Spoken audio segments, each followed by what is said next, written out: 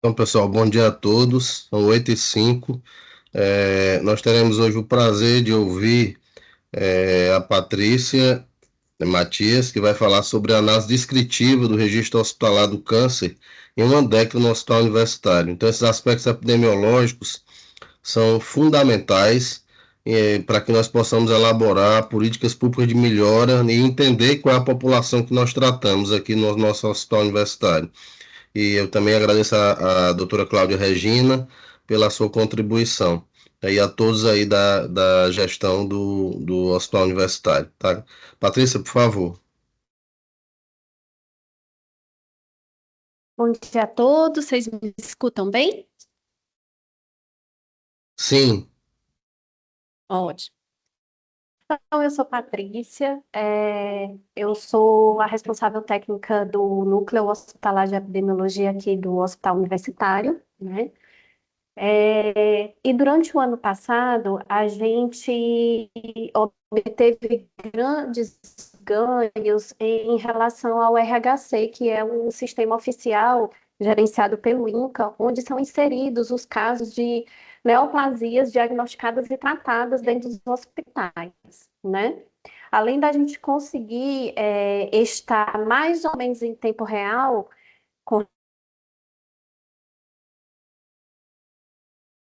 Patrícia, a tua voz primeira está análise um desses pouco dados, uma picada. análise descritiva. Oi. Não, tua voz está um pouco picada. Eu não sei se é Oi. apagando. E agora? Agora melhorou. Se fechar a câmera, Eu talvez seja apaguei, melhor. é, Tá, tá ótimo. eu apaguei a câmera já, né? Não, tá Ó, ótimo, tá aqui tá bom. falando que a rede tá ruim mesmo. Mas pode seguir, por favor, que a gente está lhe ouvindo, tá bom? Obrigado. Vamos lá. Ó, nem tá passando. Oh my God.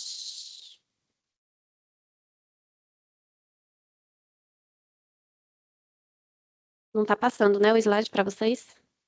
Para Não, mim não não, tá. tá no primeiro. É, não tá. Ah, deixa eu parar aqui de compartilhar.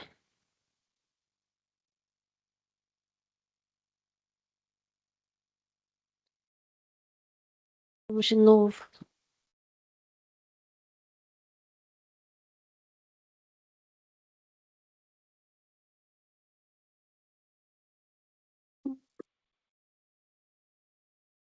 Tenta passar um slide, Patrícia.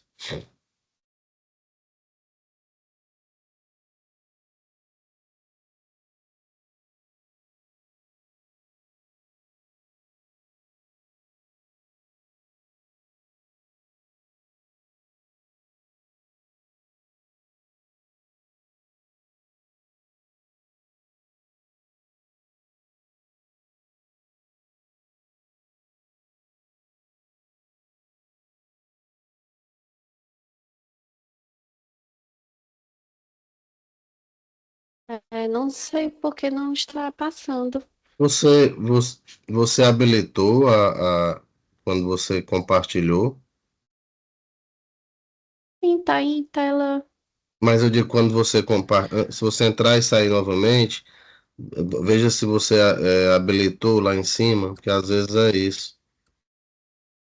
O senhor fala no Teams ou no É, é, n- PowerPoint? não, no PowerPoint, quando você vai compartilhar, aparece habilitar, entende? Ah,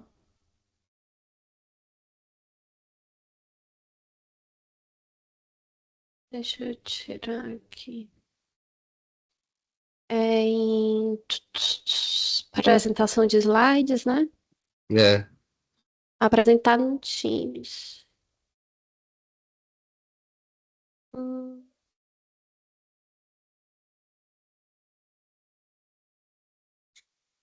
ah,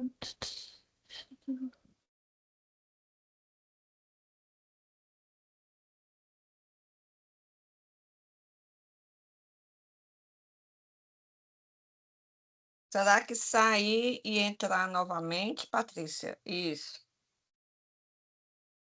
aí quando eu ponho para vê se você Sair consegue do assim, sem Teams e ser. entrar novamente. assim, né? Assim vocês conseguem ver? A gente consegue. Se você conseguir passar assim, para mim tá tudo bem. O importante é você apresentar. Ó, Aqui pelo menos está passando, Ótimo, então pronto. Então vamos seguir né? assim. Vamos seguir. Então, pronto, vamos lá. Então, o nosso objetivo hoje é passar para vocês o evolutivo dos registros de câncer, de todas as neoplasias que a gente notifica aqui, mas aí a gente vai tentar dar um enfoque maior às hematológicas, né? Que é o que mais interessa para esse público de agora. Depois a gente vai fazer essa análise descritiva, uma consideração final, e eu vou apresentar para vocês uma plataforma onde está disponível esses dados. E nessa plataforma vocês conseguem se debruçar com maior profundidade nos dados, certo? Naquilo que mais interessa, tá bom? Para vocês. Então, esses dados, eles vêm, como eu estava falando, do sistema do registro hospitalar do câncer, certo? É um sistema em parceria INCA com o Ministério da Saúde, onde é inserido todos os dados de neoplasia dos hospitais que são classificados como CACOM ou NACOM. O que é o nosso caso, né? A gente é apenas um NACOM, não somos CACOM porque não fazemos a rádio, né? O objetivo desse sistema é coletar, armazenar, processar e analisar os dados.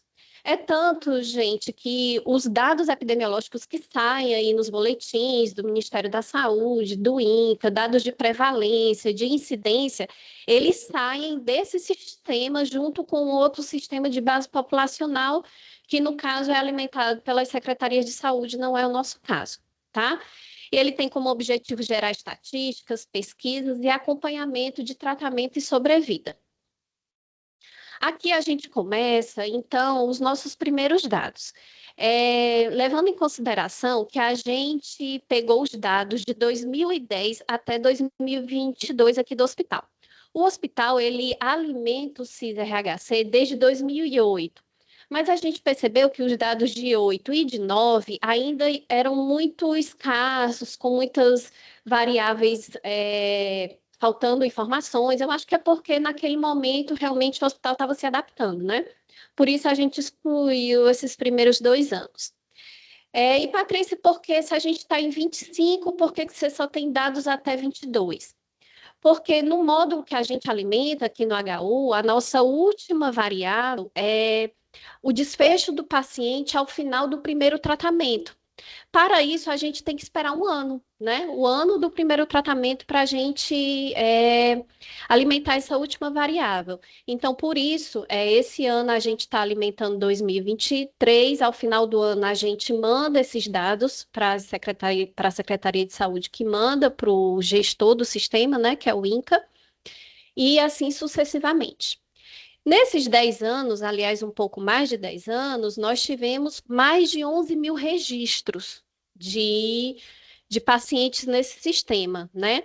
Onde o tempo médio de diagnóstico e registro, ou seja, do diagnóstico médico até o nosso registro, foi de 1.560. Isso, gente, porque mais de 2 anos, né? Por que isso, Patrícia? Porque, de fato, durante um longo período da história do CIS-RHC aqui no hospital, houve um atraso muito grande na inserção dessas informações, certo? Mas se vocês perceberem nesse gráfico de barras, a partir de 2023 é quando a gente realmente se debruçou sobre essa atividade azuis, que houve realmente uma força-tarefa de inserção desses dados, né? Agora a gente vai falar um pouco sobre o perfil dessas neoplasias, o perfil socioeconômico. A gente percebe que a idade média desses pacientes, aqui mais uma vez deixando claro, são de todas as neoplasias, tá? Não tem um recorte só das hematológicas. Há uma idade média de 60 anos no diagnóstico. Não houve grandes diferenças entre homens e mulheres, homens um pouquinho mais velhos do que as mulheres. A porcentagem também muito parecida, 53% em mulheres, 47% em homens, né? Uma média aí muito parecida com a pirâmide etária brasileira, né? Da idade.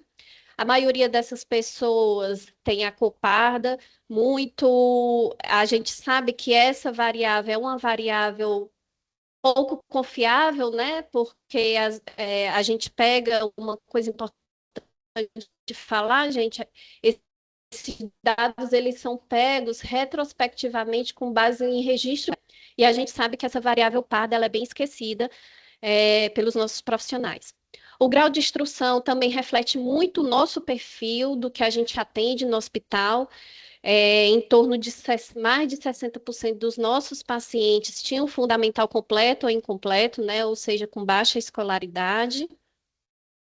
Não difere muito do que a gente atende para qualquer outra linha de cuidado aqui dentro, né?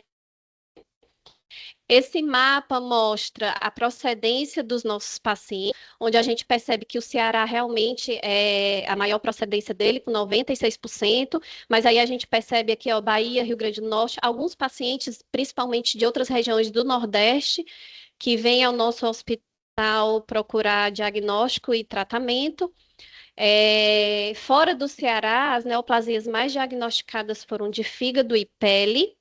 E aí a gente percebe também alguns municípios no Ceará que foram silenciosos, né? Ou seja, a gente não teve ninguém desses lugares, Alcântara, Assaré, Grangeiro e esses outros aí. Vocês podem ver, são municípios muito pequenos, né? Que talvez tenham uma outra referência. Com relação à análise descritiva, vamos lá, continuando. A gente percebeu que existe uma diferença. 38% desses pacientes, eles tiveram a data do diagnóstico anterior à data da primeira consulta. Ou seja, possivelmente esses pacientes já chegaram ao HU com um diagnóstico prévio, já vinham com diagnóstico. E aí, pensando nisso, a gente separou nessa tabela aí esses dois perfis. Aquele paciente que já vinha com diagnóstico prévio e o paciente que teve o diagnóstico aqui dentro do hospital. E a gente percebe que a maior parte dos nossos pacientes atendidos, de fato, teve um diagnóstico aqui dentro, né? Quase 8.000 pessoas, enquanto 4.891 vieram com o diagnóstico anterior. O tempo médio entre a primeira consulta e o diagnóstico, ele foi maior. Aqui o menos porque foi anterior, né? Foi maior, quase o dobro, né? Naqueles pacientes com diagnóstico prévio. E aqui a gente infere algumas hipóteses, e aqui é só inferência mesmo, porque a gente não fez teste estatístico para comprovar nada, né? A gente acha que esse dobro de tempo entre a primeira consulta e o diagnóstico pode falar sobre a dificuldade de acessar o nosso hospital, né? Ele já tinha diagnóstico, mas ele teve dificuldade de acessar, por isso 90 dias até a data da primeira consulta. O tempo médio entre o diagnóstico e o início do tratamento também foi maior entre aqueles que já vinham com diagnóstico, e um tempo realmente muito expressivamente maior, né? 153 dias. Os óbitos também foram maiores entre aqueles que vinham com diagnóstico, e o tempo de sobrevida também foi maior nessa população.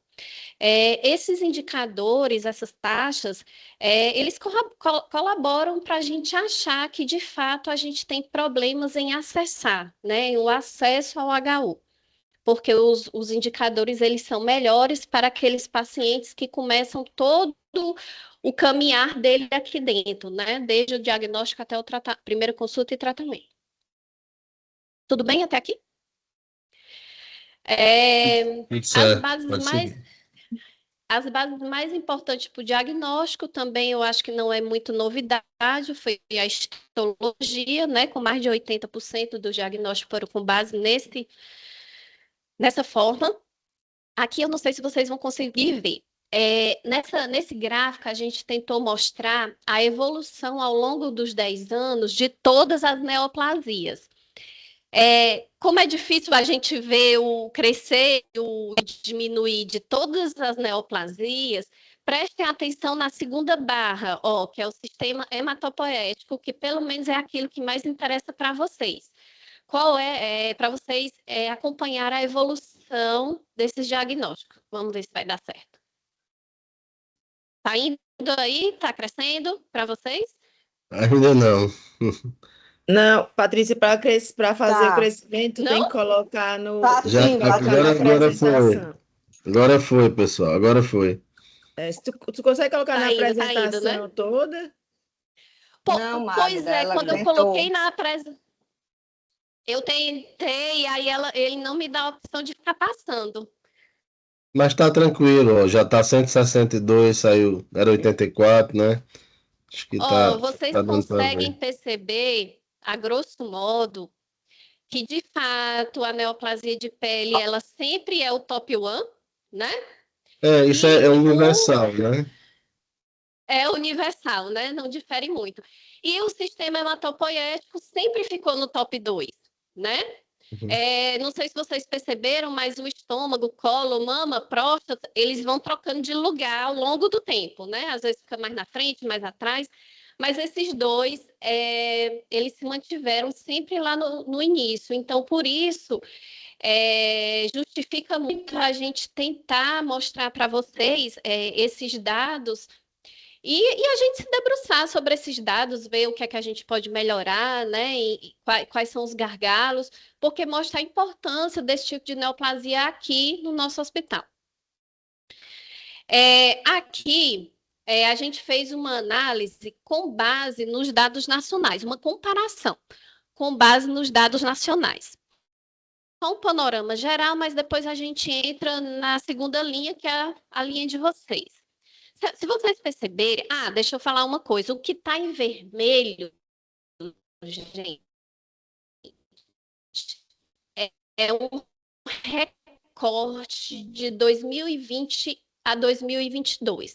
Porque os 10 anos, comparado com os 10 anos do Brasil, os nossos óbitos de câncer sempre ficaram abaixo da média nacional, tirando tireoide ou muito, mas a diferença era muito pouco. Por exemplo, neoplasia de pele, a nossa porcentagem de óbito foi 0,2, enquanto no Brasil foi 0,9.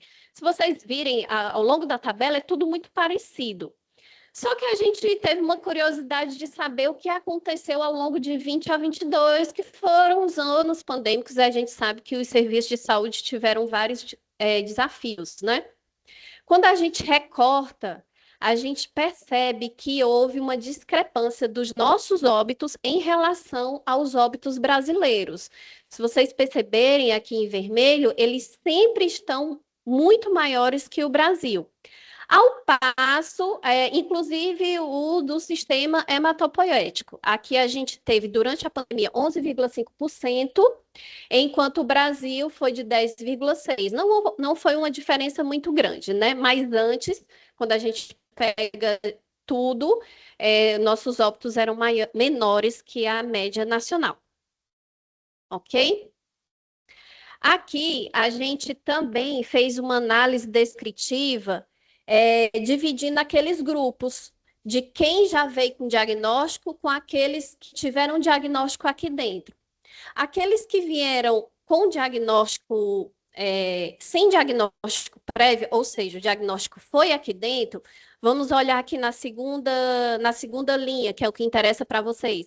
A gente percebe que tivemos 734 casos, o tempo médio entre a data da primeira consulta e o diagnóstico foram de 49 dias.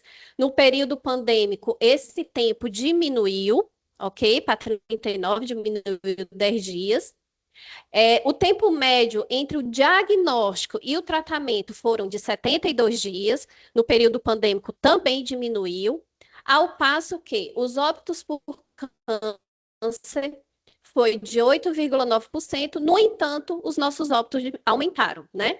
E a nossa sobrevida também diminuiu. Era de 203 e a gente diminuiu para 194%, nos levando a inferir, né, muito hipoteticamente, que talvez esses pacientes, apesar dos tempos terem diminuído, aqui talvez eles chegaram a uma condição clínica mais avançada, que diminuíram a sobrevida e, consequentemente, aumentaram o óbito. Isso a gente fez a análise para todas as neoplasias. Vai estar lá no FAPIS, quem tiver curiosidade, mas aqui eu acho que não é muito o objetivo, né, dessa aula. a gente percebe que há uma diferença muito grande entre neoplasias. Tem neoplasias que aumentou, tem neoplasias que diminuiu. E isso nos faz, então, pensar que o manejo de cada uma delas deve ser vista separadamente. Não dá para botar todo mundo num bolo e fazer uma coisa única, né? Porque existem especificidades entre cada uma delas. Um diagnóstico prévio, ou seja, já vieram com o diagnóstico de fora. A gente percebe 854, deixa eu ver, foi maior ou menor? Foi maior, né? A maioria dos pacientes do sistema hematopoético já vem com o diagnóstico de neoplasia de fora. O tempo médio entre a data dos primeiros sintomas e dias foram de 135, ou seja, muito maior do que o anterior, mais uma vez corroborando com a questão do acesso aqui para dentro. O tempo médio entre o diagnóstico e o tratamento, 244 dias. Os óbitos por câncer foi de 8, ao passo que no período pandêmico aumentou bastante e a sobrevida diminuiu. Muito, eu acho, do que a gente já comentou na tabela anterior, né?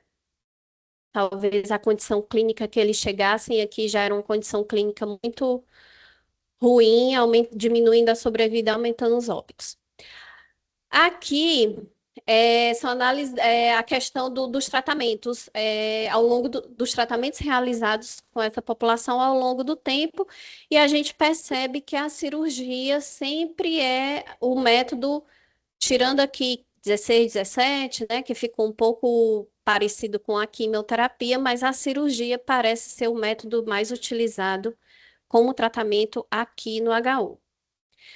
Aqui nessa curva, talvez, a gente colocou o número de transplantes utilizados no HU ao longo do tempo. Ô, A Patrícia, gente por percebe favor, que volta lá de 16 para a gente ver essa comparação da cirurgia com a quimioterapia, por gentileza. Eu, voltei. só olhar com mais detalhes isso aí. Como é que é essa linha do tempo aí? Você tem 2010, né? Ó, o azulzinho, cada barra é um ano, tá? Uhum, E cada cor é um método. A cirurgia é o uhum, azul, a quimioterapia é o roxinho. uhum. Isso aqui ou é porque realmente não fez nenhum, ou é porque não tinha informação, e assim sucessivamente, né? O transplante é o Uhum, laranja, aí a gente percebe que o azul sempre em grande quantidade, né? Que é a cirurgia. uhum. Isso aí é uma É, análise. Eu queria só entender. Isso aí essa análise ela mostra o quê? Qual é ela está nos dizendo o quê? Esse é o procedimento mais utilizado para tratar a neoplasia, é isso? isso. Uhum. Mas Com aí base no.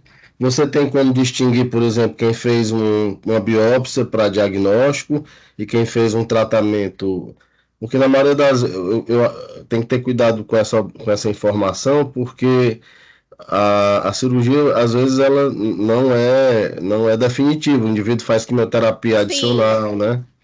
Então, eu acho que aham. É essa é a com minha. base, é Hum, com base apenas nessas informações aqui de cima, certo? tá. Ele não dá a opção de outras cirurgia mais químio. Não, é muito fechado o sistema, né? Então Porque é com inclusive, base nisso inclusive a aqui. radioterapia é super pouquinho, né? O número de pacientes que foi, né? Para a rádio, né? É Isso, porque estranho, a gente né? não tem, né? Mas a gente encaminha, né? Os que nós encaminhamos, a gente não tem o registro, é isso? Sim, sim. Se assim, se o paciente, durante todo o tratamento, nada foi feito aqui, ele não é registrado. Tá certo. Porque Tá tem bom. que Foi ter, tem claro, que ter o então. tratamento aqui. Como é que eu posso dizer? É o A gente. sistema que pede isso, né? É do Uhum. sistema. Isso. Tá bom. Tá certo. Tá bom. Inclusive esse sistema ele vai passar por modificação esse ano E a gente espera que variáveis sejam ajustadas ou sejam Sim, melhoradas para algumas perguntas que a gente não consegue responder com os dados que ele oferece, perfeito. Desculpa tá? interromper. Não, Obrigado. tudo bem. A A gente já está doutora Magda terminando. levantou a mão. É, acho que ela vai Magda, por falar. Oi, doutora. favor. Oi, Patrícia. Não, era só para reforçar isso que o doutor Fernando falou, para a gente ver como é que é essa coleta desse dado específico, porque Isso, eu acho que é coadjuvância de tratamento, entendeu? A cirurgia ela é mais isso, utilizada, Uhum, mas ela pode, né? Entendeu? Aí é importante só deixar claro, né, que é coadjuvância de tratamento. Óbvio, a cirurgia é utilizada para redução certo. de tumor, para, né, estratificação, mas acho que era isso. importante depois a gente aprofundar como é que E ela é especificar solicitada essa melhor, né? informação. É. Certo. Perfeito, Ok, ok. perfeito. Aqui a questão dos transplantes ao longo do tempo, né? A gente percebe uma pequena queda ao longo aqui da pandemia. E por fim, o que é que a gente percebeu com essa análise preliminar, né? Que houve um aumento expressivo dos registros das neoplasias ao longo do tempo aqui no hospital.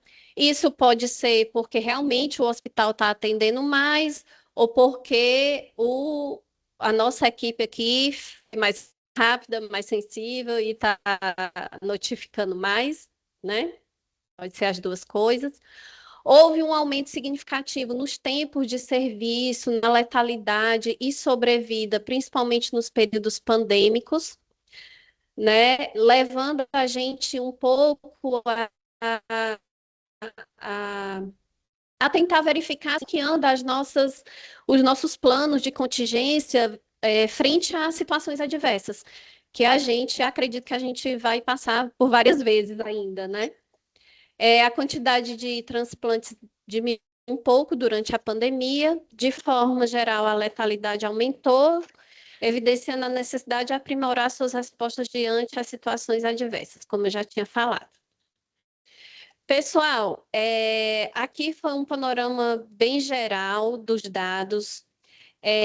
Eu queria falar para vocês que quem tiver um pouco mais de curiosidade de saber outras variáveis, todos esses dados estão dentro do FAPIS, nessa aba aqui, ó. Vocês conhecem o FAPIS? Sim, Fica no Hospital Universitário, certo? Nessa aba aqui, ó. Cadê? Ixi, ficou pequenininho, né? Mas registro hospitalar do câncer, tá? Painel Registro Hospitalar do Câncer. O FAPIS, ele é um painel interativo onde você consegue vai filtrando as variáveis que você quer e vai fazendo análises mais pormenorizadas. Você pode filtrar só um ano específico, só uma neoplasia específica, e aí vocês conseguem se debruçar um pouco mais sobre esses dados, tá?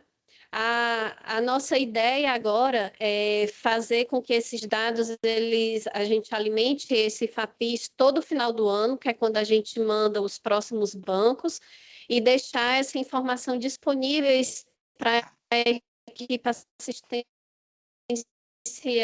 para que né? Então, eu fico aqui à disposição, caso alguém tenha mais alguma dúvida. tá, Muito obrigado. obrigada. Tá, Preciso falar que esse trabalho foi feito em conjunto com a Marina, que é uma estudante de graduação de medicina, que a gente trabalhou durante o ano passado e começando esse ano para poder tratar esses dados. tá, Patrícia, muito obrigado aí pela apresentação. Eu já vou conceder a palavra aí para Cíntia e para a doutora Cláudia. E eu queria, se você puder descompartilhar, talvez seja melhor, né? Para a gente poder conversar um pouquinho. Eu acho que assim, é fundamental essa interação com o serviço, tá? Esse retorno é muito importante para nós, porque, inclusive, tem dados que você colocou que, quando a gente contextualiza e traz para a nossa realidade, essa troca de informações pode ser muito rica. Tem, Uhum, assim, é muito importante, você tem em torno aí de 11 mil registros, né, do percentual de oncohematologia. E você fez acho que é o seu primeiro slide, você coloca, teve um tempo médio de 1.560 dias. Mas isso Eu é não um entendi isso. indicador muito meu. Não, é um indicador mais meu do que o do senhor. É o tempo entre o diagnóstico e o tempo que eu coloquei no sistema. Tá, Só para dizer que assim era um tempo muito grande, coisa aí de 3, 4 anos, e agora a gente está conseguindo fazer de uma forma mais entendi. rápida, né? Então Talvez é a muito gente, mais meu do que do senhor. talvez a gente possa aprimorar e trabalhar em uma parceria, que quando o doente entre no hospital com o diagnóstico, você já tenha um conhecimento, entendeu? E talvez isso a gente pode pensar no futuro, Uhum, nesse processo. Uma coisa muito importante, que assim, a gente não pode esquecer que nós vivemos uma realidade de dificuldade de acesso à neoplasia absurda. Isso é uma realidade brasileira, a despeito de todo o esforço que tem sido uhum, feito para que esses doentes tenham um diagnóstico mais precoce e possam chegar até o hospital de referência. Você colocou e está muito claro essa importância do serviço de oncohematologia dentro do hospital universitário. Em termos de neoplasia, porque inclusive durante muitos anos nós não tínhamos nem serviço de oncologia clínica não hematológica. Então, isso é um ponto uhum, importante. De todo modo, isso fez com que os doentes oncohematológicos e a hematologia como um todo seja um serviço muito potente e de muita referência. Nós temos mais de uhum. 40 ambulatórios e várias doenças sendo tratadas e algumas com mais de 50 anos de segmento, como a professora Helena está aqui, com linfoma de Hodgkin. E outras doenças, né? Somos uma Uhum. referência em leucemias. Nós tivemos aí o cuidado de olhar porque a nossa taxa máxima de permanência ela é a maior de todos os hospitais da EBSER. E aí nós vamos tentar entender o porquê disso. De todos os hospitais da EBSER, o que mais trata leucemia aguda é o Hospital Universitário Walter Cantídio. Nós tratamos de 70 a 90 leucemias agudas por ano, tá? Isso em média. Depois de nós é o Hospital de Curitiba, Federal do Paraná, tá? Eu tive o cuidado de conversar com todos os meus colegas que chefiam Uhum. esses serviços, que tratam 15 leucemias agudas por ano. Isso tem uma importância fundamental em termos de impacto e, inclusive, de custo que representa isso dentro Sim. de uma instituição como a nossa, né? Então, isso é muito Uhum. importante. De todo modo, o doente tem dentro do hospital universitário uma jornada completa e eles, muitas vezes, o nosso tempo médio para chegar ao transplante de medula óssea ele é muito menor do que dos outros lugares. Porque o doente entra, a gente já tipa HLA, a gente já procura doador, ele já sai das internações com isso mais ou menos definido. E isso Uhum. encurta, né, esse processo. Então, isso é uma coisa muito importante. Outra coisa que você mostrou que é muito clara, que é a história da idade média de 60 anos. 65% das neoplasias ocorrem após os 60 anos. Por isso que nós temos que orientar os nossos residentes, os nossos estudantes, e nós todos temos que entender um pouco de oncogeriatria. A oncogeriatria é obrigatória para quem trata a Uhum. hematologia, a oncohematologia e a oncologia como um todo. Porque esses doentes, a nossa pirâmide está mudando, como você mostrou muito Uhum. bem, né? E cada vez mais nós vamos ter pessoas de uma faixa etária maior, com a qualidade de vida. Então, nós, classicamente, no Hospital Universitário, somos uma referência em transplante em pacientes idosos e tratamento de pessoas idosas. Isso é algo que nos orgulha muito. Nós trabalhamos muito para que o Brasil pudesse ter transplante, a lei de 2020 pudesse ter transplante até Uhum. 75 anos de idade, e a gente usa muito a avaliação geriátrica ampla na nossa definição, tá? Outra coisa muito importante é que você colocou que 38% tem diagnóstico prévio. De fato, a jornada desse doente para chegar até o nosso serviço, ela é muito difícil. Tá? Ela é muito difícil porque o sistema não depende Uhum. especificamente do hospital universitário. Né? E muitas vezes eu acho, tem algumas coisas que são fundamentais nesse processo, que é exatamente essa demora em chegar, ela compromete muitas vezes o tratamento de primeira linha. Então, o que acontece? O SUS nós temos um custo muito mais elevado porque nós temos muita gente refratária, recidivada, precisando de segunda e terceira linha, quando na verdade eles não chegam a tempo para tratar na primeira linha. Primeira vez. Então, isso teria uma economia, um custo absurdo. Então, não vejo saída se não for mutirões até anuais ou semestrais para que a gente possa melhorar a questão do diagnóstico. O doente tem dificuldade de chegar no cirurgião para fazer a biópsia, para fazer o histopatológico e a imunistoquímica, então nem se fala. Então, isso é um negócio muito sério, tá? E obviamente que tudo isso, como você mostrou muito bem, se você compara um indivíduo que entra com adenomegalia cervical na cirurgia, no HUWC, faz a biópsia e chega para hemato, isso é relativamente rápido, né? Relativamente rápido quando a gente compara, tá? E aí, obviamente, é mais óbito e menor sobrevida. E eu acho que, na verdade, assim... Deixando muito claro, doutor Fernando, que essa sobrevida é ao final do primeiro ano. Eu sei, Só, eu sei. Tá? Não eu sei, é a não sobrevida, não é a sobrevida após 5 anos, tá? Não, eu entendi. Inclusive, assim, essa avaliação no primeiro ano ela é até precoce, né? Porque a gente não pode falar em cura, né? Então, e uma coisa que eu queria só terminar dizendo o seguinte: na pandemia, tá? 2020 em diante, a despeito desse resultado, então você vê como a análise estatística isolada, sem uma contextualização, ela é muito difícil. Nós somos um dos poucos serviços brasileiros, tá? De hematologia e transplante de medula óssea que não fechamos as portas. Por quê?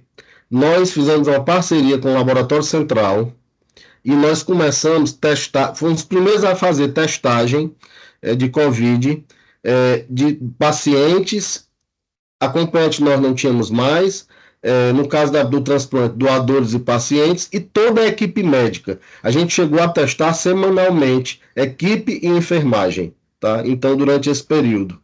E isso foi muito importante, a gente publicou isso, tá? Essa nossa experiência, está documentada. E nós, em termos relativos, se você comparar os dados brasileiros, nós somos um dos serviços que mais realizou atendimento e transplante, porque nós temos uma área monitorada de Covid, como nós temos até hoje, tá? Ainda hoje a gente faz exame para internar na hematologia e no transplante a gente testa Covid. Por quê? Um doente com Covid, um doador com Covid, ele contamina todo mundo e ele fecha a enfermaria. Então, a gente continua tendo esse cuidado, a gente não conseguiu ainda mudar isso. Eu monitoro isso, viu, doutor Fernando? Eu imagino. O único serviço que pede para internar, é o do senhor. Eu sou radical nesse aspecto, porque eu vivi a pandemia toda. Né? Dentro do HU, eu não tive Covid, tá? E eu fiquei de 2020, eu não tirei férias, eu fiquei. Foi uma situação muito, muito dramática. E a gente viu, é muito duro você ver doente morrer em remissão por Covid, né? Então foi uma coisa que a gente viu e isso é uma coisa que a gente não vai esquecer, acho que nunca. Então, essas são as minhas considerações. Eu passo a palavra para a Cíntia, que pediu inicialmente, e na sequência a doutora Cláudia. Por favor, Cíntia. Bom dia a todos. Parabéns, Patrícia, pela apresentação e o doutor Fernando aí pela discussão. O que eu ia falar, doutor Fernando, foi as considerações que o senhor colocou aí, quando a Patrícia apresentou esse intervalo de tempo aí de mais de 100 dias para o paciente chegar e iniciar o tratamento, né? E ela já esclareceu que isso, na verdade, é do diagnóstico, é o período que ela lança esse dado no registro. Mas, mesmo assim, como o senhor bem colocou, a gente sabe que o paciente demora muito a chegar. E aí, eu perguntando em relação à lei dos 60 dias, eu sei que já é uma tentativa grande, mas, assim, vocês conhecem algo que esteja sendo feito a nível central para garantir esse acesso de forma mais precoce? Porque, assim, principalmente em tumores sólidos, a gente sabe que muito quando o paciente demora a chegar, ele perde a oportunidade de fazer uma neoadjuvância, ele muitas vezes chega já num estado agravado, não dá para fazer uma quimioterapia, vai para paliar, e como o senhor falou, esse paciente que demora a chegar não é só a questão da condução, é a questão da própria vida do paciente, ele não vai ter muita alternativa. é um paciente que, entre aspas, né, grosseiramente, ele é caro para a instituição e ele sai com poucos, digamos assim, com poucos resultados de vida, de sobrevida, de qualidade. E aí eu pergunto, há alguma movimentação, doutor Fernando, assim, a nível de Ministério da Saúde para tratar isso, ou até mesmo local, porque depois que o paciente entra na fila de regulação, ele demora demais para chegar, né? E ele pode até chegar mais cedo, mas assim, como o senhor falou, vai fazer o diagnóstico, uma histoquímica demora, um laudo de patologia demora. Então, quando chega, às vezes, pega a gente de calça curta, porque não dá para fazer muita coisa, né? Então, a minha pergunta era exatamente essa, não é nem mais a consideração, mas é se tem algo sendo discutido, sendo tratado nesse aspecto. A lei existe, né? O COSINCA, eu tenho participado das reuniões, e esse é o ponto principal que tem sido discutido lá. Como fazer isso virar realidade? É uma situação muito difícil, porque, inclusive, como a Patrícia mostrou, tem algumas cidades como Jati, Milagres e Pacujá, que você mostrou, não tem registro porque as pessoas morrem lá. Elas não chegam aqui, entendeu? Esse aqui a desigualdade é absurda, né? E você pega, por exemplo, mieloma múltiplo, pegando o gancho da Cintia aí, mieloma múltiplo é uma coisa que nos deixa muito angustiados, porque tratar mieloma múltiplo no privado é diferente de tratar no público. Então, isso demonstra uma desigualdade muito grande, né? O acesso a tratamentos. E a nossa sorte é que nós temos um transplante de medula óssea muito eficiente, e mesmo assim, hoje nós não temos condições de atender todo mundo, porque mieloma que não tem acesso a tratamentos mais quatro drogas ou drogas mais novas, a gente não dá conta de transplantar porque não tem leite suficiente. Tá? Recentemente a gente estava com 19 doentes prontos. Atualmente a gente deve ter talvez uns 10, 12. A gente transplantou um número grande. Mas os que transplantam conseguem viver mais, apesar de não curar, né? E aí, nesse paradigma, você tem aí a terapia celular com CAR-T-cell também, que é outra coisa que não tem uma política pública brasileira. A gente está tentando provocar isso a nível de ministério. E assim, a gente está muito preocupado porque é uma terapêutica nova, a gente tem projetos acadêmicos do EMOSSE com o Hospital Universitário, do EMOSSE com a Unimed, mas mesmo assim a gente sabe que até que isso se consolide, né, e é uma iniciativa única, né, assim, no Norte-Nordeste, a gente sabe que vai demorar um pouco e está tendo judicialização e são valores muito altos. Enfim, eu acho que tem um dever de casa a ser cumprido aí, Cintia. Acho que a doutora Cláudia quer falar, né? Sim. O que eu queria falar é uma nota de agradecimento ao senhor pela oportunidade de apresentar esses dados para o serviço. Eu acho que a gente precisa fomentar essa interação, porque por muito tempo a epidemiologia ela ficou bem quietinha ali no cantinho dela, trabalhando, né? Especialmente esses registros que foi feita uma força-tarefa do ano passado para cá, para a gente atualizar, normatizar e ficar dentro do que determina o Ministério da Saúde. E, finalmente, nós conseguimos, e eu tenho muito, muito orgulho mesmo da equipe, da nossa equipe de epidemiologia, e o que nós queremos é ficar mais próximo dos serviços, porque esses dados, eles servem, eles retroalimentam e servem como feedback para tomadas de decisão dentro dos serviços, e ficar à disposição para o que vocês precisarem, porque elas têm um banco de dados muito ricos, né, que podem ser usados até em escritas de alguns artigos dentro do serviço, como análise comparativa do que vocês estão fazendo e do que era feito. O que a gente deseja, e inclusive está se mencionando junto a equipe lá, é fazer um processo educativo dentro dos serviços para que o registro realmente seja que eu disse, como registro, seja bem registrado, porque todos esses dados, eles são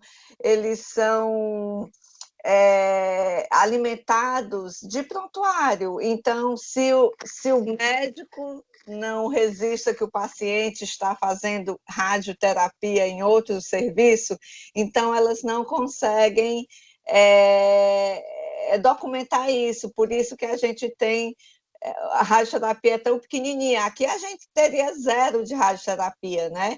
Mas lá você vê que ainda parece um pouquinho de radioterapia. Então, isso são registros adquiridos do que está escrito no prontuário. Então, a nossa campanha educativa seria de estimular os profissionais da saúde a anotarem realmente o que está sendo feito no paciente, né, dentro do prontuário, não é isso, Patrícia? Isso seria o meu pedido final, mas a senhora já fez. Realmente, os registros são importantíssimos. Com o advento do AGHU, a gente já melhorou muito a questão de datas, né? Porque o profissional de saúde tem um problema enorme com datas, não colocava datas em nada, né? Mas o AGHU já veio para ajudar isso, então a gente pede realmente que esses dados sejam bem registrados para que os nossos dados reflitam também de uma forma mais fidedigna, né? Assim, uma outra coisa que eu queria falar é que esse projeto a gente vai inserir de novo lá no PIT, BICE, para dar continuidade a ele e falando muito sobre a questão que todos falaram de custos, que a gente há uma previsão realmente de aumento de diagnósticos pelo aumento da faixa etária do Brasil, né, doutor Fernando? Essa próxima fase do projeto, que vai ser junto com o pessoal da engenharia de produção, será fazer modelos preditivos de morbimortalidade de algumas neoplasias aqui do hospital, tentando prever quantidade de atendimentos, de custo nos próximos anos. A gente pede, e vai ter até uma fase final, que é a questão da validade, né?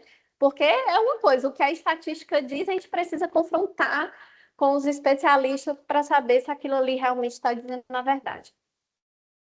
Eu acredito que, assim, E aí a gente conta. não, tranquilo. O trabalho de vocês é louvável, né? É fundamental, importantíssimo, e eu acho que é necessário a gente manter essa interação. Acho que pelo menos uma vez por ano vocês têm que trazer esses dados aqui para o serviço, para o nosso serviço. Eu acho que é fundamental e assim, uma coisa que me preocupa é como vocês, a maneira de melhorar o acesso a esse dado, né? Talvez um handicap, alguma coisa que pudesse ser implantada no hospital e que houvesse um preenchimento talvez automático por quem está atendendo aquele paciente, houvesse um treinamento dos residentes, dos médicos, né? E isso eu acho que precisaria. A única maneira de evoluir é olhando o dado da gente e olhando o que acontece no nosso serviço. Não adianta, tá? Então, eu sou absolutamente favorável a registro de dados e então, a professora Helena que está aqui, eu acho que ela deveria falar, ela tem uma longa experiência com isso no registro de dados de Hodgkin, ela tem mais de 1.000 casos registrados. Eu queria que a senhora, por favor, falasse, professora. Bom dia, estão me ouvindo bem, Fernando? Ouvindo, estamos ouvindo. Eu quero parabenizar inicialmente a Patrícia, a Cláudia. O hospital é um trabalho muito bonito. Eu sempre digo que a gente tem que saber o que somos para projetar o que seremos, né? E com todos esses dados, Fernanda, a vontade que me dá era me sentar tranquilamente olhando assim cada tabela, cada pergunta. Eu acho que a Patrícia reforçou várias vezes essa questão do acesso. E a Cláudia, como ela falou, essa questão da boa, de escrever direitinho, de fazer todos os registros. Isso é uma coisa muito difícil, Cláudia, porque eu me lembro que eu sempre implicava com os estudantes, com os residentes, que até a letra boa, eu achava que eles tinham que ter uma letra boa. E agora que nós já estamos na era do computador, né? É tudo registrado, é tudo muito mais fácil. Mas eu vou lhe dizer, olhando essas tabelas, Fernando, eu tenho assim 500 perguntas, que eu acho que é com o tempo a gente vai olhando, vai fazendo, vai digerindo cada uma delas. Eu gosto muito dessa questão de estatística, epidemiologia, e eu trabalhei com isso começando, Patrícia, em 1980. Imagina que faz tempo, né? A gente pegava os dados, Fernando, do registro de câncer que era feito lá no Instituto do Câncer. Era muito difícil, era muito difícil. Mas mesmo assim, como o Fernando diz, nós temos o registro do Ródico, por exemplo, nós temos mais de 1.000 casos, quase 1.800 casos atualmente, registrado, a gente sabendo quem são os doentes, o que aconteceu e tudo. E eu fico muito, muito, muito feliz de tudo isso. Eu fico muito. E eu vejo assim, essas pessoas jovens interessadas, como a Patrícia e a Cláudia. Isso me enche de esperança. Muito obrigada, Fernanda. Eu fiquei muito feliz de assistir essa reunião. Obrigada, senhora. Eu queria, pessoal, nós estamos caminhando para o final. Uma coisa muito importante é a questão da custo-efetividade e reduzir. Hoje, os tratamentos no câncer são impagáveis, tá? Então, se nós não tivermos políticas públicas, isso pode começar pelo hospital universitário, tá? Eu estou vendo a Luani aqui, nossa ex-residente, querida ex-residente, hoje na gestão. A gente tinha que encontrar uma forma de melhorar o acesso à primeira linha de tratamento. A gente precisa demais, pessoal, isso, para reduzir o nosso custo com o uso de drogas mais caras, não disponíveis no SUS, extremamente caras. Tá? Então, Noni, você pediu a palavra, pode falar. Temos aí 4 minutos. Tá, não, bem rapidinho. Eu tive uma reunião com a Secretaria de Saúde do Estado, né, na semana passada, justamente falando sobre a fila da hematologia no estado do Ceará, que ela não é uma fila centralizada, é uma fila que é dividida entre a Macro Sobral, Macro Cariri, Fortaleza, e ainda tem as regulações regionais, fora esses 3 macros. E aí a gente definiu nessa reunião que o EMOSSE vai ficar, que essa fila vai ser uma fila única e o EMOSSE vai ser o responsável pela qualificação da fila da hematologia. Então, eu acredito que dessa forma a gente pare de ter o doente com câncer na mesma fila, porque o doente hematológico com câncer, ele não chega e diz, eu tenho câncer, né? Ele tem anemia, ele tem plaquetopenia, e aí ele entra na mesma fila de todo mundo, né? E aí chega na emergência já grave, aquele acesso difícil. Então, obviamente que essa não vai ser a solução do mundo, né? Mas é uma das nossas tentativas de resolver isso. E aí, com a centralização, com a unificação da regulação do Estado com o município, isso deve impactar também no HU, né? Aí a gente vai analisando se esse trabalho realmente vai ter o resultado que a gente gostaria, a gente vai ter que ficar acompanhando esses dados, né? Ver se realmente a gente está conseguindo dar mais acesso às pessoas, né? Que hoje elas não estão tendo, a não ser que ele chegue com uma massa enorme no pescoço e já vá para a triagem oncológica, mas se ele chegar com algo diferente disso, ele fica numa fila igual a anemia ferropriva, né? Eu acho importante qualquer tentativa diferente do que tem hoje, eu acho que é válida, tá? E uma coisa só, uma informação para finalizar, eu queria ter falado antes, mas acabei esquecendo. Em média de 30% das pessoas que estão na fila do pré-transplante de linfomas, elas não pedem para o transplante porque elas têm doença refratária. Porque elas, na verdade, trataram de maneira inadequada na primeira linha, não usaram as drogas básicas que tem que usar, tá? E elas chegam precisando de drogas caríssimas, judicializadas, que não tem e que impactam o sistema. Então, nós precisamos trabalhar a primeira linha, nós precisamos trabalhar o diagnóstico, tá? Então, eu acho que essa iniciativa é muito boa, porque, como a Luane bem colocou, o doente que tem linfoma, às vezes ele tem uma leucopenia, tem uma plaquetopenia, ele não tem, obviamente, um gânglio, ele só vai chegar quando tiver um gânglio no pescoço gigantesco, né? Que a gente não quer isso, a gente quer estágio 1, estágio 2, né? Então, eu acho que é um caminho. tá? Então a gente finaliza agradecendo a Patrícia e a Cláudia pela excelente exposição e estimular, parabenizar pelo trabalho. Acho que o caminho é esse, não tem outro, tá? O caminho é olhar para dentro da nossa realidade e fazer a pergunta: o que eu posso melhorar com o que eu tenho? Essa é a pergunta, tá? Não é esperar que venha uma coisa milagrosa e venha resolver de fora. Então, acho que todos de parabéns, vamos em frente, muito obrigado e deixo um abraço aí, boa semana, pessoal, viu? Essa aula ficou gravada e vai ficar disponível no canal do YouTube da Hematologia, para quem quiser. Um abraço, valeu, tchau, tchau. Obrigado a todos. Tchau, tchau, muito obrigada. Tchau, tchau. Tchau, tchau, tchau.